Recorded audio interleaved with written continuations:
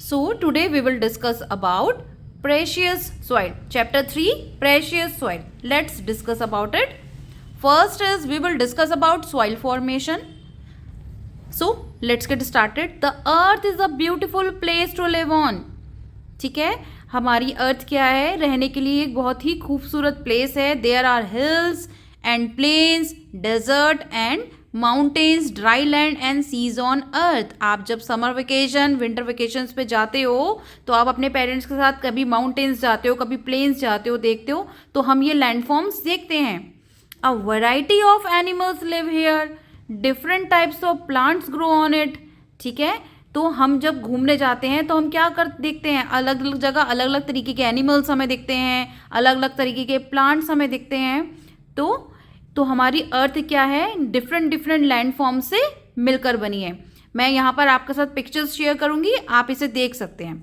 The earth was not always like this. हमारी earth हमेशा ऐसी नहीं थी. In the beginning there was no life on earth. It was covered with hard rocks.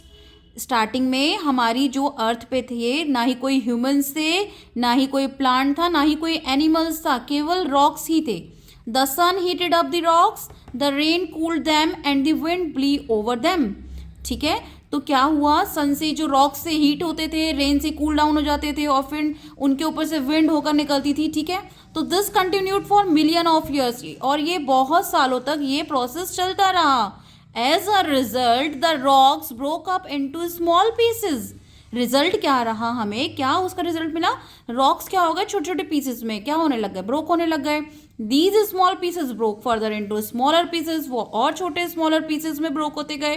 तो they were carried around by wind and water. और वो wind और water के थ्रू उन्हें कैरी करके, मतलब एक जगह से दूसरी जगह पहुंच जाते थे. The pieces rubbed against each other till they became tiny particles of soil. ये प्रोसेस लगातार चलता रहा. जो स्टोन से या जो रॉक से आपस में क्या होने लग गए, उनके बीच में रब्ड होने लग गए, जिससे क्या हुआ, सॉइल का फॉर्मेशन स्टार्ट हुआ और छोटे छोटे वो पार्टिकल्स में टूटने लग गए, जब तक कि वो सॉइल नहीं बन गई. ठीक है, the action of the sun, the rain and the wind broke up the rocks to make soil. तो जो एक्शन होता है सन का, रेन और विंड आपस में मिलकर क्या करती है, रॉक्स के थ्रू सॉइल को बनाती है. आप नेक्स्ट क्लासेस में पढ़ेंगे इसके बारे में. इसके लिए एक वर्ड यूज किया जाता है, वेदरिंग. ठीक है, what is weathering, there big rocks broke into fine particles by the continuous action of the sun, wind and water. The process by which rocks are broken into smaller particles is called weathering. ठीक है, मैंने आपको यहाँ पर इस word के बारे में इसलिए बताया क्योंकि आप इससे आगे पढ़ेंगे और आपके लिए थोड़ा बहुत कंफ्यूजिंग होगा कि आखिर ये सॉइल जो बन रही है ये क्या है, किस तरीके से बन रही है. तो ये बच्चों, ये पूरा एक प्रोसेस है. ठीक है, टेक सैम्पल्स ऑफ, देखिए यहाँ पे आप क्या कर सकते हैं, take sample of soil from the roadside, a playground, a garden और अ पैडी फील्ड. आप क्या कर सकते हैं, कहीं से भी कुछ भी एक सैंपल ले सकते हैं सॉइल का. वाइल वन सैंपल में be light brown, the other में बी डार्क ब्राउन और ब्लैक. ठीक है, वो किसी भी कलर का हो सकता है, लेकिन आप ज़्यादातर नोटिस करेंगे कि कोई भी सॉइल का कलर दूसरी सॉइल से मैच नहीं कर रहा. हर जगह की डिफरेंट सॉइल है. Different kind of soil have different colours. Now observe each sample with a magnifying glass. आप उसे मैग्नीफाइंग ग्लास से देखेंगे तो आपको क्या होगा, किसी के पार्टिकल्स छोटे होंगे, किसी के पार्टिकल्स बड़े होंगे. तो you will see that different types of soil have particles of different sizes.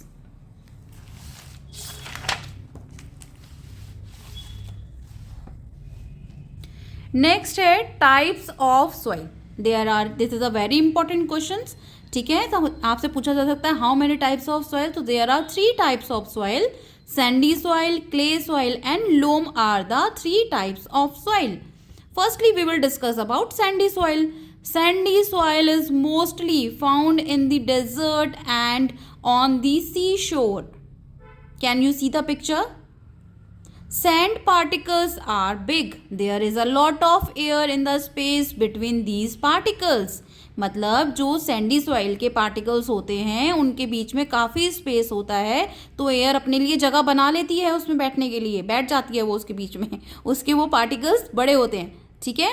And Sandy soil does not hold much water. अब जब किसी चीज़ के बीच में स्पेस होगा, एयर जगह बना रही है, तो ऑब्वियस है वो वाटर को होल्ड नहीं कर पाएगा। आप इसके लिए एक एक्टिविटी घर पे करिए, एक ग्लास में क्या करिए, थोड़ी सी सैंड डालिए और उसके ऊपर से वाटर डालिए, ठीक है। आप देखेंगे सैंड सारी नीचे बैठ जाएगी, वो जो सैंड, जो ये सैंडी सॉइल है, वाटर को होल्ड ही नहीं कर पाएगी, ठीक है। Next is clay soil. Clay soil is sticky and is mostly used for making pots and toys. आप जब आपने देखा होगा, आप समर्स में अपने घर में पॉट लेकर आते हो जिसमें पानी ठंडा रहता है, मटका जैसे बोलते हैं, है ना, तो ये सब क्ले से बनता है। There is no space for air between the particles. Sandy soil में तो एयर बैठ जाती थी, बट इसके पार्टिकल्स इतने फाइन होते हैं कि उसके बीच में एयर नहीं बैठ पाती। सैंडी सॉइल, क्ले सॉइल जो होती है अपने अंदर एयर को नहीं बैठने देती। This soil can hold a lot of water. वो कहती है मेरे अंदर तो केवल वाटर की एंट्री है, ठीक है, तो this soil can hold a lot of water. तो ये यहाँ पर ये एयर को होल्ड करती है और ये यहाँ पर वाटर को होल्ड करती है। You can see the pictures. Clay is used to make pots. Loam is a mixture of sand and clay, it can hold both air and water. अब ये कहती है मैं दोनों को रख सकती हूँ अपने अंदर, ठीक है। It can hold both air and water, कि मेरे तुम दोनों मेरे पास आ सकती हो, एयर भी मेरे साथ रहेगी और वाटर भी रहेगा। It has a lot of humus. इसके अंदर क्या होती है, बहुत सारी हमस होती है। अब मैं यहाँ पे आपको एक्सप्लेन करती हूँ व्हाट इज हमस, इसलिए मैंने आपको पहले नहीं रीड करवाया। Parts of dead plants and insects float on top, this is called humus, ठीक है।